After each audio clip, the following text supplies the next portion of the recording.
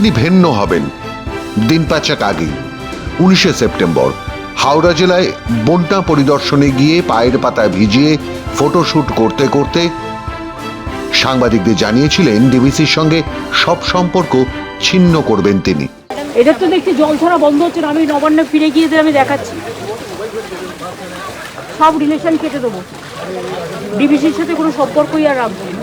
এবং জানিয়ে দিয়েছিলেন এ বন্যা ম্যানমেড বন্যা, যার জন্য দায়ী কেন্দ্রীয় সরকার এবং তার সংস্থা ডিভিসি বা দামোদর ভ্যালি কর্পোরেশন।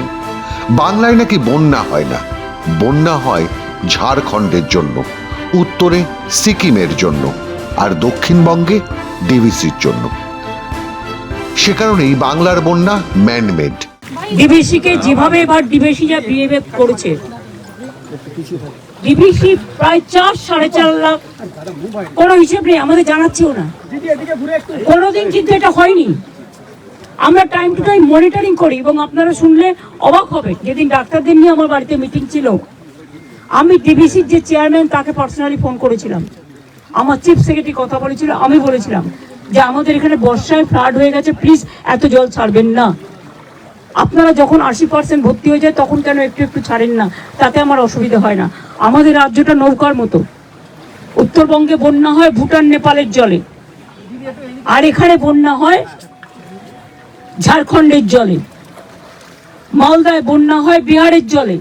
এরপর নবান্নে গিয়েই ডিভিসিতে রাজ্য সরকারের প্রতিনিধি আধিকারিক এবং চিফ ইঞ্জিনিয়ারকে সরিয়ে দিয়েছিলেন রাজ্যের মুখ্যমন্ত্রী মমতা বন্দ্যোপাধ্যায়। তিনি ভিন্ন হলেন, যেন কালীঘাটের ব্যানার্জি পরিবারের ঝগড়া এটা। ঠিক তেমন তিনি রাজ্যের হাঁড়ি আলাদা করে নিলেন ভারত থেকে। কার লাভ হলো? যুক্তরাষ্ট্রীয় কাঠামোয় এই পদক্ষেপ করা যায়?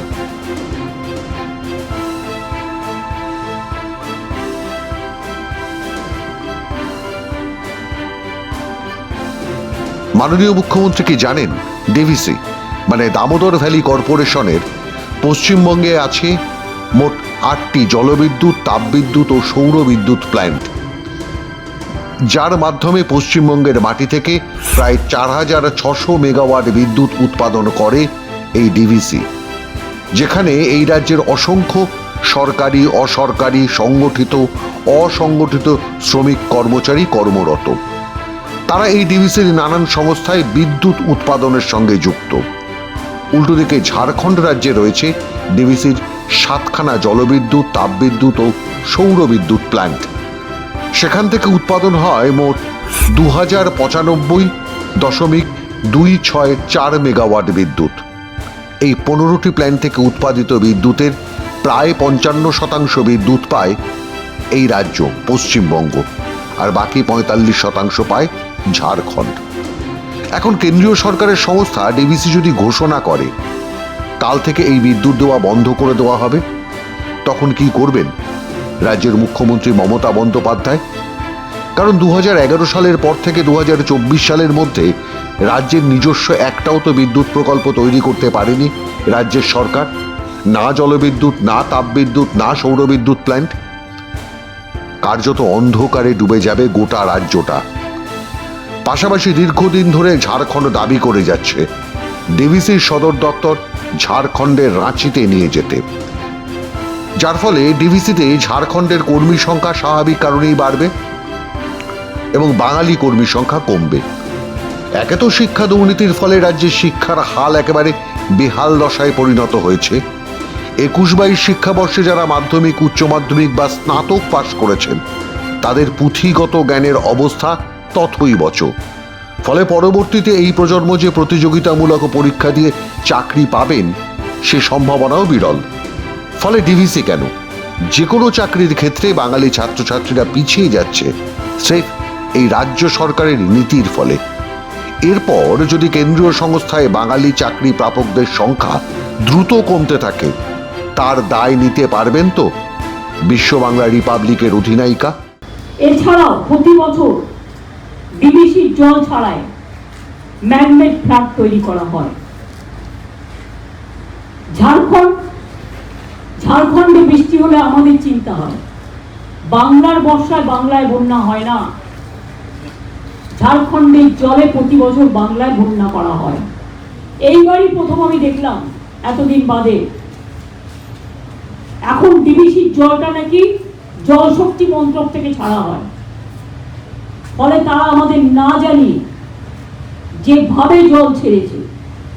আজও তিনি ডিভিসিকে দুষেছেন বীরভূমে, কিন্তু জানাতে পারেননি কেন বাংলায় বাঁধ সংস্কার করা হয় না, কেন এলাকার পর এলাকা বাঁধ ভেঙে ডুবে যাচ্ছে জলের তলায়, কেন রাজ্যের খাল বিল নদী সংস্কার কিংবা জলসেচে বাজেট দিনের পর দিন কমছে, কেন রাজ্যের খাল বিলগুলোকে প্রমোটার এবং স্থানীয় তৃণমূল কংগ্রেসের নেতাদের হাতে পড়ে বেহাত হয়ে যাচ্ছে, কেন বন্যা ঠেকাতে কোনো মাস্টার প্ল্যান হয় না গত 13 বছরে, দীর্ঘ 13 বছর পরও রাজ্যের কেন 50 লক্ষের বেশি কাঁচা বাড়ি, যেটা রাজ্যের মুখ্যমন্ত্রী নিজে মুখে বলছেন, কেন সরকারের ডোলের টাকায় বেঁচে থাকবেন রাজ্যের গরিব মানুষগুলো, প্রতিবার কেন বাঁধ ভেঙে জল ঢুকবে গ্রামগুলোতে, বাঁধ উপচে নয় বাঁধ ভেঙে জল ঢুকেছে এবার, অর্থাৎ সময়ে বাঁধ সংস্কারের কোনো কাজ করে না রাজ্য সরকার কিংবা রাজ্যের জেলা পরিষদগুলো।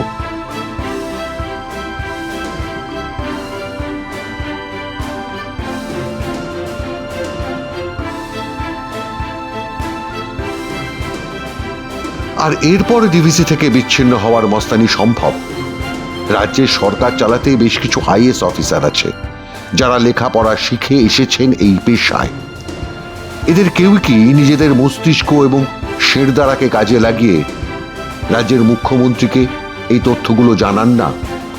মুখ্যমন্ত্রীর মুখ্য উপদেষ্টারা কি করেন? অবসর নেওয়ার পর সবেতন টাকা গোনেন শুধু? দয়া করে বোঝান, প্রয়োজনে কান কামড়ে বোঝান। রাজ্যটা একেই উচ্ছন্নে গেছে, কিন্তু একটা রাজ্যের মুখ্যমন্ত্রী হয়ে যুক্তরাষ্ট্রীয় কাঠামোকে এইভাবে চ্যালেঞ্জ করার পাগলামি অবিলম্বে বন্ধ হওয়া দরকার। মাধ্যম ব্যুরো রিপোর্ট।